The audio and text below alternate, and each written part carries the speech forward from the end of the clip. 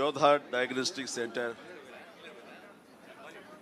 ఈ ప్రారంభోత్సవానికి ఇచ్చేసినటువంటి మంత్రివర్యులు, నా మిత్రులు, నా శ్రేయోభిలాషి దామోదర్ రాజనరసింహ గారికి, అలాగే వేదిక మీద ఉన్న ఇతర పెద్దలకు, అలాగే నా తమ్ముడు కంచర్ల సుధాకర్ ఈ రోజున ఇంత పెద్ద ఎత్తున తన మరో బ్రాంచ్ని ఇక్కడ మాదాపూర్లో ఓపెన్ చేయడం అనేది చాలా సంతోషం, చాలా శుభపరిణామం.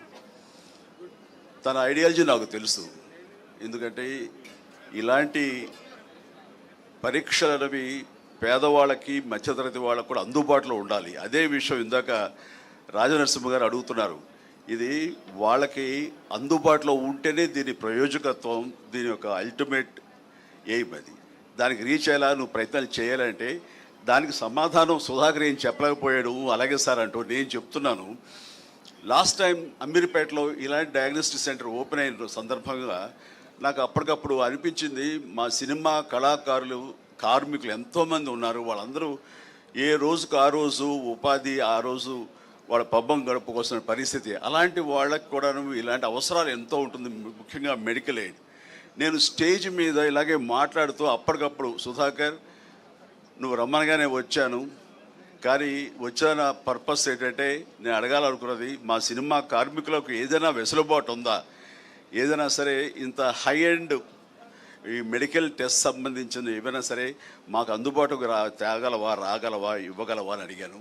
ఖచ్చితంగా ఇస్తాను, చెప్పండి అన్నయ్య అని అన్నాడు. నన్ను అన్నయ్య అని పిలుస్తాడు, నా తమ్ముళ్ళు అంటున్నాడు కాబట్టి. వెంటనే దాదాపుగా తన అన్న మాట ప్రకారం 14,000 మంది సినిమా కార్మికులకు చిరంజీవి చారిటబుల్ ట్రస్ట్ అండ్ యోధా డయాగ్నోస్టిక్ సెంటర్ సంయుక్తంగా కొన్ని కార్డులు ఇవ్వడం జరిగింది. అది 14,000 మంది కేవలం ఆ ఇష్యూ చేసిన మెంబర్స్కి మాత్రమే కాదు, వాళ్ళ ఫ్యామిలీ మెంబర్స్ కూడా ఆ వెసులుబాటు ఇవ్వగలిగాడు. అంటే దాదాపు 14,000 ఇంటూ 5 మంది, వాళ్ళ అమ్మ, నాన్న, భార్య, బిడ్డ అంతమందికి ఇచ్చేలాగా తను సమాయుత్తం అయ్యాడు. ఈరోజు కూడా ప్రతి కార్మికులు అంటారు, సార్ మీరు ఆ రోజున మాకు ఇప్పించబట్టి, అక్కడ మాకు ఆ వెల్కమింగ్ ఉండబట్టి, అక్కడ వెసులుబాటు మాకు ఉండబట్టి మాకు ఎంతో కలిసి వస్తుంది. ఎంఆర్ఐ చేయించాలంటే మాకు 15,000 నుంచి 18,000 దాకా అవుతుంది, మాకు 5-6 వేలలో అయిపోతుంది యోధా డయాగ్నోస్టిక్ సెంటర్కి వెళ్తే. ఇదంతా కలిపి ఆయన సుధాకర్ పెద్ద మనసు, అలాగే నా ప్రయత్నం ఇవన్నీ కూడా దోహదపడ్డాయని వాళ్ళు చాలా సంతోషిస్తున్నారు. దానికి తాము వంతు కృషిగా చేయటం అన్నది, సామాజిక స్పృహ ఉండటం అన్నది నాకు అతని పట్ల అపారమైనటువంటి గౌరవం ఉంది. అండ్ ఇందాక మన మినిస్టర్ గారు అడిగిన దానికి సమాధానం ఇదే సార్. ఆ రకంగా సామాజిక బాధ్యత వహించి తను ఇలాంటివి కల్పించాడు. అందుకని అలాగే ఇక్కడ కూడాను ఈ రోజున మన ప్రసాద్ గారు ఉన్నారు, ఆయన ఆధ్వర్యంలో డిజిటల్ ఫెడరేషన్ ఉంది. వాళ్ళకు కూడా ఈ రోజున యూట్యూబర్స్ కానివ్వండి, ఇతర ఇన్ఫ్లుయెన్సర్స్కి కార్డులు అందజేయడం అనేది ఇది చాలా చాలా శుభపరిణామం, చాలా మంచిది. ఇలాంటివన్నీ కూడాను పేదలకు కూడా అందుబాటులో రావటం అనేది నేను మనస్ఫూర్తిగా హర్షిస్తూ ఇలాంటి సెంటర్స్ మరెన్నో చేయాలి. ఎందుకంటే అతనికి వ్యాపార దక్షత నా గురించి నాకు తెలుసు. అమెరికాలో తను ఎంతగా వ్యాపారం, తను బిజినెస్ మ్యాన్గా ఒక కార్పొరేట్గా అక్కడ ఉన్నాడో తెలుసు. కేవలం తను డబ్బు సంపాదన కోసం అయితే కనుక అమెరికా కంటే ఇక్కడేమి వయబిలిటీ కాదు. అలాంటి అమెరికాని కాదనుకుని అక్కడి నుంచి ఇక్కడికి వచ్చి ఈ రకమైనటువంటి